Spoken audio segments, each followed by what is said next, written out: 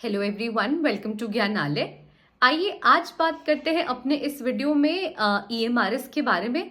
Nest ने एक circular निकाला था जहां पे उन्होंने ये गाइडलाइंस प्रोवाइड की थी अपने नोटिस के फॉर्म में कि भाई जो इंग्लिश मीडियम है, जो मोड ऑफ कम्युनिकेशन है, कहीं ना कहीं जो कॉन्वर्सेशंस होंगे वहां पे हमें इंग्लिश को प्रेफरेंस देना है, खास करके उन बच्चों के लिए, उन ट्राइबल स्टूडेंट्स के लिए जो कि रिस्पेक्टिव ईएमआरएस में पढ़ रहे हैं और क्लास 9th एंड ऑनवर्ड्स हैं, जहाँ पे ना सिर्फ इंग्लिश उनको हेल्प करेगा अपने फर्दर कॉम्पिटिटिव एग्जाम्स की तैयारी करने में, बट देन कहीं ना कहीं उनकी फ्लुएंसी जो इंग्लिश में आएगी उसके कारण वो अपने बोर्ड्स में भी ज़्यादा मार्क्स सिक्योर कर पाएंगे। बट उसके कॉन्टेक्स्ट में नेस्ट ने अब एक क्लैरिफिकेशन नोटिस इशू की है और उस क्लैरिफिकेशन नोटिस में नेस्ट ने क्या प्रोवाइड किया है आइए जानते हैं अपने इस वीडियो में आज ज्ञानालय के माध्यम से। उम्मीद करूंगी आप सब मेरे साथ अंत तक बने रहेंगे। देखिए, सबसे पहले तो मैं बताना चाहूंगी कि नेस्ट ने अपने पिछले नोटिस में फरवरी में मोस्ट प्रॉब्ली वो नोटिस इशू किया था नेस्ट ने, जहां पे नेस्ट ने ये बताया था कि क्लास 9th ऑनवर्ड्स जो स्टूडेंट्स हैं, टीचर्स को पूरी कोशिश करनी है, जो टीचिंग स्टाफ है उन्हें पूरी कोशिश करनी है कि जो रिस्पेक्टिव ईएमआरएस है वहां पे वो जो मीडियम ऑफ कम्युनिकेशन है वो इंग्लिश रखे। ये सिर्फ ना आप कह सकते हो, ये ना सिर्फ बच्चों को हेल्प करेगा कि वो ज्यादा मार्क्स सिक्योर करे, बट देन कहीं ना कहीं एक मोड ऑफ कम्युनिकेशन के कारण ही वो आगे चल के जिस भी कॉम्पिटिटिव एग्जाम की प्रेपरेशन करेंगे उस कॉम्पिटिटिव एग्जाम की प्रेपरेशन में भी ये उन्हें हेल्प करेगा। साथ ही साथ आप कहो एक ओवरऑल डेवलपमेंट में भी उन बच्चों के लिए काफी ज्यादा यूजफुल होगा। बट इस कॉन्टेक्स्ट में नेस्ट ने अब जाके एक क्लैरिफिकेशन, जो आप कह सकते हो मोड ऑफ कम्युनिकेशन के कॉन्टेक्स्ट में एक क्लैरिफिकेशन नोटिस इशू की है। तो आज का जो हमारा वीडियो है वो उस क्लैरिफिकेशन नोटिस के कॉन्टेक्स्ट में है। आइए एक एक करके चर्चा करते हैं कि क्या पॉइंट्स नेस्ट ने डाले हैं अपने इस न्यू सर्कुलर में जो कि नेस्ट ने इशू किया है। देखिए, सबसे पहले तो नेस्ट ने ये बताया है कि भाई हम अभी भी ये कह रहे हैं कि जो मीडियम ऑफ कम्युनिकेशन होगा, यानी जो कॉन्वर्सेशन का मोड होगा, वो ज्यादातर इंग्लिश में ही होगा। पर कहीं से भी हम ये नहीं कह रहे हैं कि जो रीजनल लैंग्वेज है उसे आपको बिल्कुल बॉयकॉट कर देना है या उसे बिल्कुल आपको सैबोटेज कर देना है और आपको उसे बिल्कुल साइडलाइन कर देना है।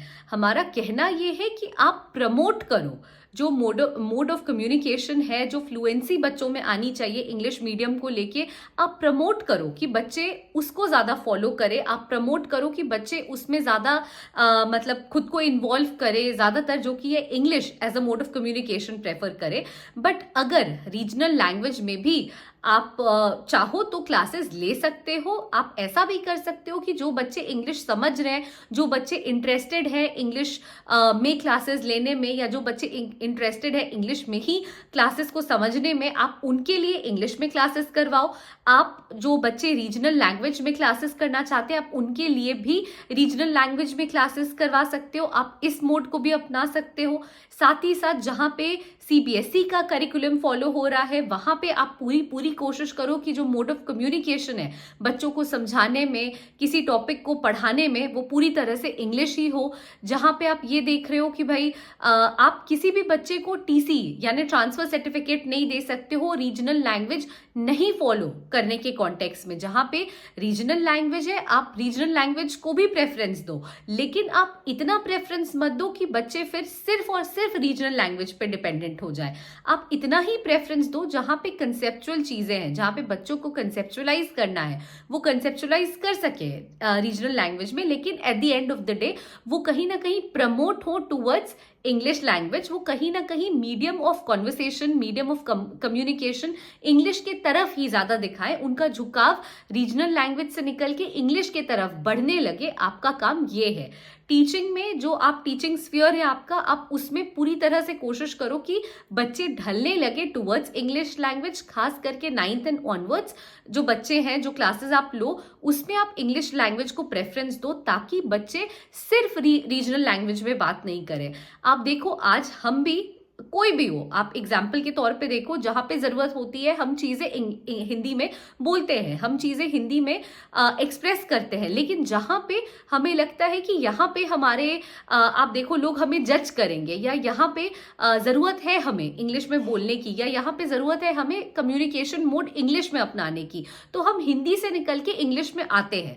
बिल्कुल वही चीज होना चाहिए जहां पे भी ईएमआरएस है, रिस्पेक्टिव ईएमआरएस स्कूल्स है, जहां पे कोई भी और रीजनल लैंग्वेज को प्रेफर किया जा रहा है, सपोज तेलुगु है या कोई भी और रीजनल लैंग्वेज है, बच्चे रीजनल लैंग्वेज वो जिस लैंग्वेज में समझ रहे हैं आप उनको उस लैंग्वेज में समझाओ, लेकिन बच्चे सिर्फ उस लैंग्वेज पे डिपेंडेंट ना हो जाए, ये आपका काम है, ताकि 9th एंड ऑनवर्ड्स बच्चे इंग्लिश के तरफ भी उनका झुकाव बढ़े, वो इंग्लिश को भी वर्ड्स जहाँ पे ज़रूरी है वो इंग्लिश को भी यूज़ करें, वो कहीं ना कहीं इंग्लिश में फ्लुएंसी लाए, वो कहीं ना कहीं कम्युनिकेशन का जो मोड है वो इंग्लिश अपनाए, ताकि उन्हें आगे चल के लॉन्ग रन में किसी भी तरह का प्रॉब्लम्स फेस नहीं करना पड़े। वो जो कॉम्पिटिटिव एग्जाम्स उन्हें देना है वो उसके लिए भी धीरे धीरे खुद को प्रिपेयर करें, और कहीं ना कहीं जब वो इंग्लिश की तरफ उनका झुकाव होगा तो एक ओवरऑल डेवलपमेंट भी उनके अंदर देखने को मिलेगा, जो कि उनके लिए ही यूजफुल होगा।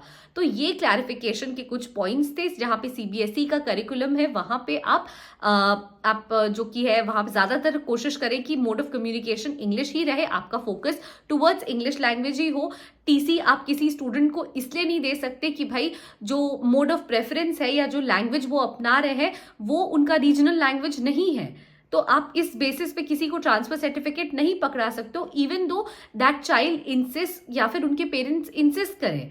आप ऐसा नहीं कर सकते हो। जो नेस्ट कर रहा है या जो ईएमआरएस में फॉलो हो रहा है वो उनके ही बेनिफिट के लिए है, तो आपको इन चीज़ों पे फोकस करना होगा। इन चीज़ों को समझते हुए आपको बच्चों का झुकाव हो या आपको जो बच्चों के अंदर जो एक पर्सनालिटी डेवलपमेंट की चीज़ें हैं आपको उनके दिमाग में ये चीज़ डालनी होगी, and mode of communication English हो, ऐसा आपको ज़्यादा से ज़्यादा ट्राई करना होगा।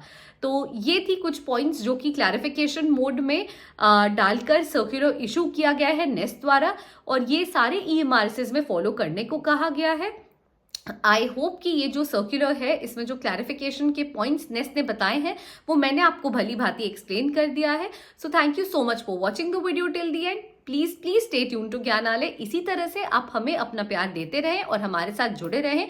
जो भी अपडेट्स होंगे हम पूरी कोशिश करेंगे कि time to time at the earliest हम आप तक प्रोवाइड करें। So please do like share and subscribe Gyanalaya and just stay tuned with Gyanalaya. Thank you.